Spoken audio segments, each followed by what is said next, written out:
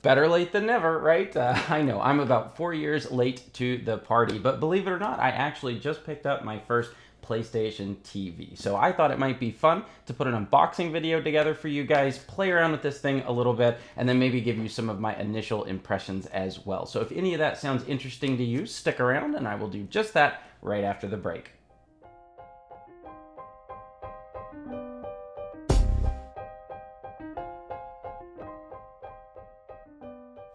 What's up everybody, Daniel Day back again with another video for DDay Gaming, and today I'm going to be unboxing this guy. What is this? Well, specifically, this is the black PlayStation TV bundle. This guy's actually available in a few different SKUs, one of which is a white variant and one of which is a black variant, but those are just the hardware itself. This special bundle also includes an 8GB PlayStation Vita memory card, which is compatible with this guy right here, a DualShock 3 PlayStation 3 controller, as well as the most important component of this bundle, which is apparently a copy of the Lego Movie video game. And all of this is apparently a $54 value, it says on the front of the box, which is kind of a shame because I'm pretty sure I just paid about $100 for this on Amazon this past week. So those of you that have been following my channel recently have probably noticed that I have started live streaming on a much more regular schedule, and that has been an absolute blast. And I've recently been thinking to myself, you know what, it would be great to be able to stream some Vita games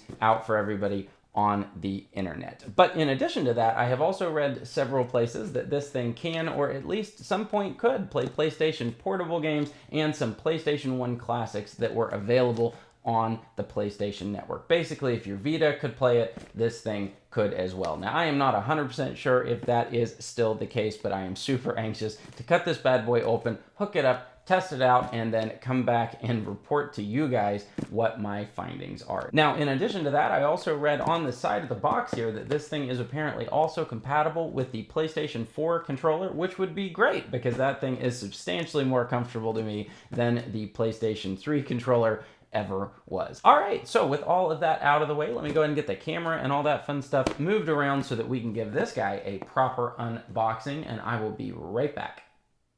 All right, so before we actually take the knife to this, just wanted to check out the packaging really quickly. It looks like on the front here we have got all sorts of branding for the, I'm sure, fantastic Lego Movie video game, some pictures and information on what is included, and the $54 in value little badge right here. On the side, we have got some information about how to hook it up, it looks like, and the contents.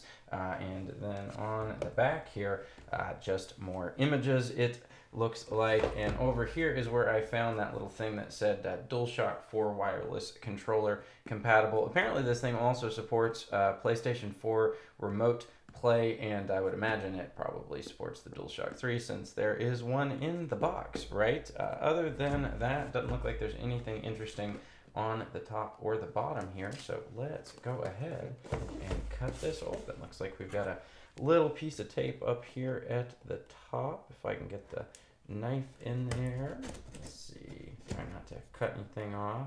Pretty sure I just hit my finger there. All right, get that out of the way, and let's see what we've got, right? Let's see, how do you get this open? There we go.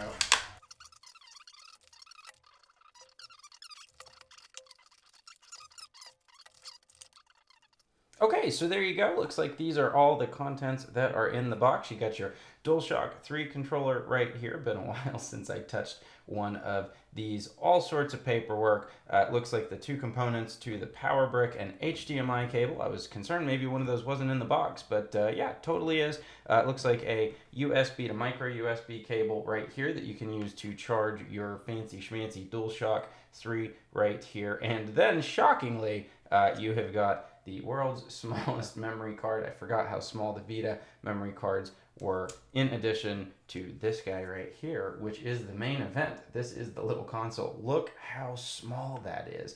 Honestly, I was a little afraid for a second there that someone had stolen it out of the box. I kind of got to the bottom and was like, oh no, where's the system itself? But yeah, had no clue it was that little. So let's take a look at this really quickly, kind of wipe the dust off there. So you've got kind of a mirrored finished PlayStation logo right there.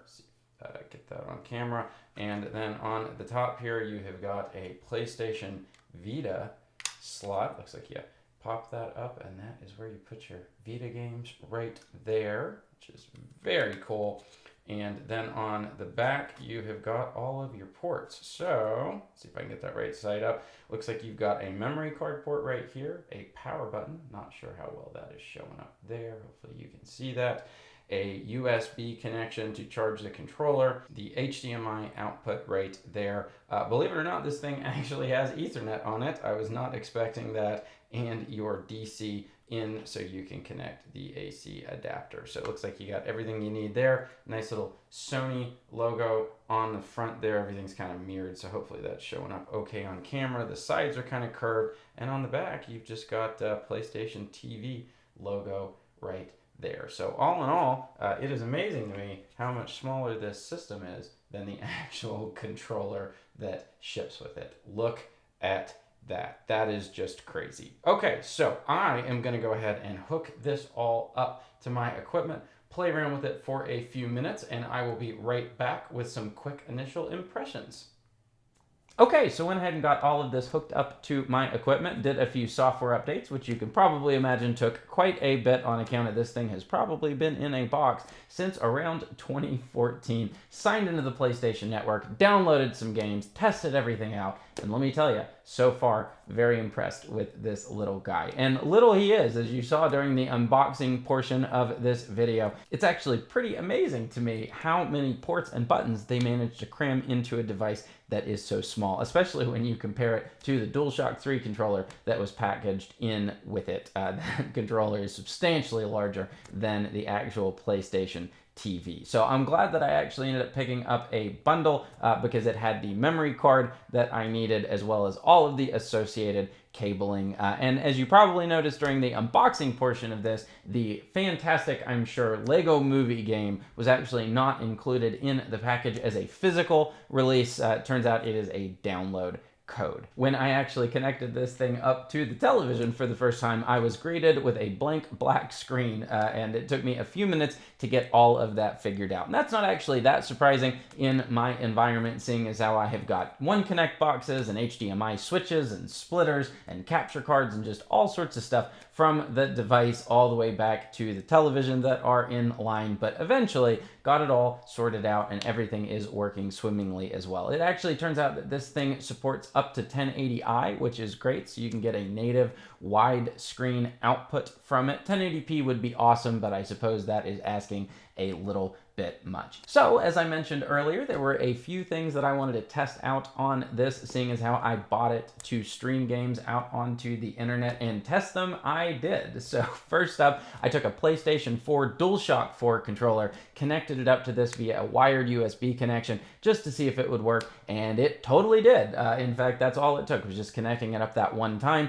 and then I was good to go, which is great. So the DualShock 3 went back in the PlayStation TV box, never to be heard from again. Next up, I did a quick search on the PlayStation Network after I got updated and signed in to check out and see if I could, in fact, still download and play PlayStation 1 classics as well as PlayStation Portable games, and I am here to tell you that worked out swimmingly as well. I actually went ahead and captured some footage from one of my favorite PSP games of all time, which is Mega Man Maverick Hunter X. Hopefully that is on the screen right now if future me did not forget to go ahead and edit that in here, and it worked great. Hopefully you can tell it looks great. Native widescreen support, like I mentioned earlier, at 1080. I went ahead and downloaded some PS1 classics as well as some Vita games. And let me tell you, super anxious to check all of those out. So all in all, after using this thing for a couple of hours, all I can say is that I am very impressed. Super anxious to go browse